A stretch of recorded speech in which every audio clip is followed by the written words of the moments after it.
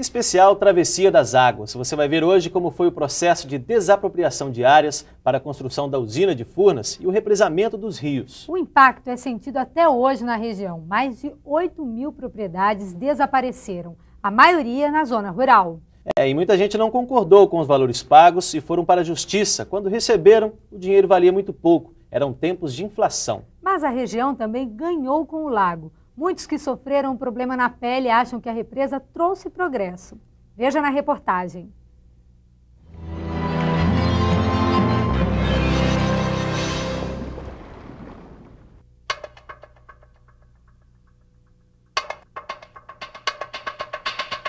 Imagine a seguinte situação.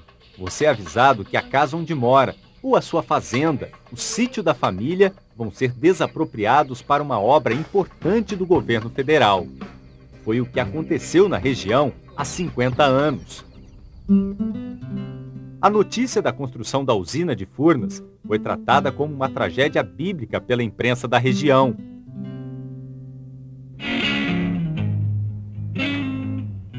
Fomos ao Rio de Janeiro entrevistar ex-funcionários de Furnas. Rodrigo Lopes estudava engenharia e foi o primeiro estagiário da empresa. Uma de suas funções era acompanhar os técnicos no levantamento do que iria ser inundado. No caso de Furnas, cada fazenda foi feito fotografias, mapas. Isso era detalhado, levantamento das construções. Então, toda a fazenda era classificada, aquela classificação era discutida com o dono da terra, que aprovava.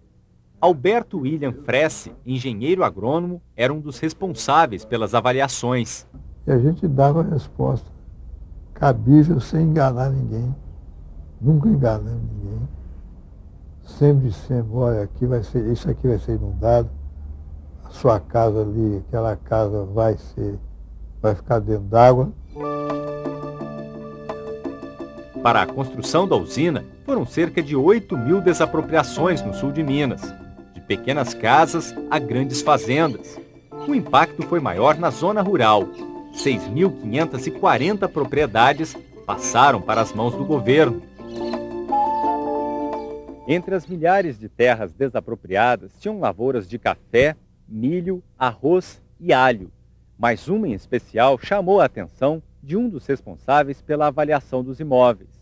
Nela havia uma plantação incomum para a época, pés de oliveiras. A oliveira dele, o pomar devia ter uns 3 anos e meio, então é muito novo para produzir, não tinha produção. Tinha coisa que a gente tinha pena. Encontramos o local exato da extinta fazenda de Oliveira. Ficava em Campo do Meio e pertencia a Manuel Araújo Azevedo. Seu Rodrigo lembra do sofrimento do primo, o dono da terra. A saída dele foi dolorosa, porque ele tinha amor naquilo, né? Tinha amor naquilo, coisa que ele fez, que ele construiu. Então, ele tinha amor e saiu. Teve que sair e fazer outra sede. Nas cidades, o represamento das águas também mexeu com a vida de muita gente. Para a parte mais alta, onde hoje é o centro de Guapé, vieram cerca de 400 famílias que viviam na área a ser inundada. Nesta casa mora o seu Nery, junto com a família dele, que na época era funcionário da prefeitura. Seu Nery, o senhor recebeu uma indenização de Furnas para construir essa casa? Recebi, sim.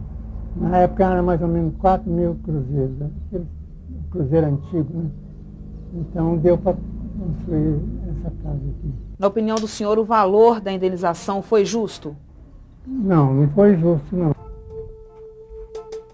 Seu Pedro morava em Itaci, distrito de Carmo do Rio Claro, muito antes da inundação. Aqui eram as casas nossas, era aqui por baixo, né? Até lá naquela árvore, tá aparecendo, tá vendo? Ele foi um dos desapropriados. Sabe por quanto que eu vendi a casa aqui? 15 conto. Isso é muito pouco. Ué, que é isso? Mas teve gente que não aceitou a proposta, como o pai desta professora de fama. Os valores oferecidos foram contestados na justiça. Eles queriam pagar muito pouco. Então ele demandou com Furnas durante 13 anos. E quando ele recebeu o dinheiro, esse dinheiro ele comprou uma televisão preto e branco, de tão pouco que era.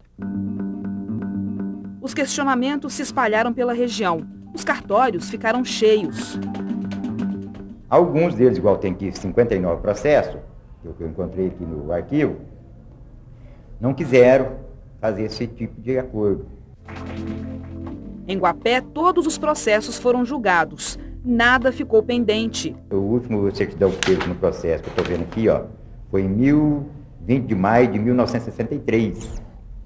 Então, de modo que esse aqui tem muitos anos, tem mais de 40 anos. As demandas deram trabalho para os advogados. O doutor José Sebastião acredita que alguns colegas não adotaram a estratégia correta. Não pensaram bem com relação a preço, a dinheiro. Foram, primeiramente, tentar lutar contra a construção de Furnas. O governo considerava corretos os valores oferecidos. Este documento da empresa, do início dos anos 60, apontava que os preços pagos representam, em certos casos, mais de 10 vezes o valor fiscal, podendo ser estimado com segurança que, em média, não são inferiores a 8 vezes este valor. Foi um processo muito justo, feito com muito cuidado. Olha, era um grupo enorme trabalhando.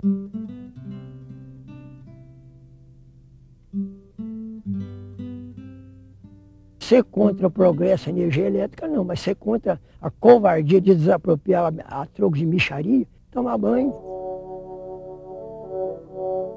A água, como diz para nós todo mundo, no mundo inteiro, não é desvantagem, mas para mim foi a coisa mais horrível do mundo. Porque se não fosse essa água, tinha muita coisa aqui.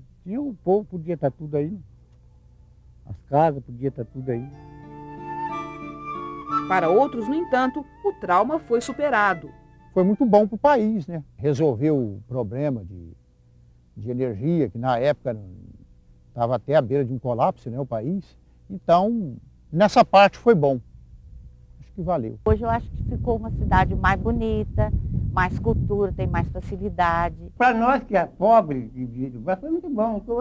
Nós temos um sítio, tem luz, tem água, tem tudo, né? Antigamente quem mandava era pouca gente.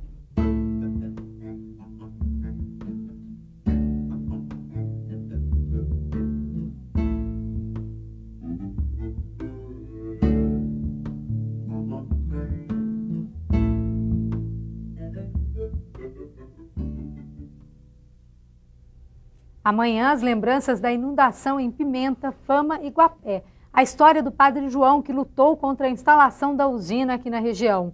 Você vai ver ainda imagens subaquáticas e o incrível lema profético da bandeira de Guapé.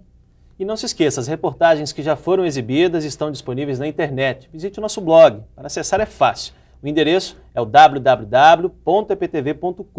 Do lado esquerdo da página, você vai clicar em Blog Furnas. Nele você vai encontrar curiosidades, histórias, bastidores e também dificuldades encontradas pelos jornalistas para fazer as reportagens. E não esqueça de deixar o seu comentário.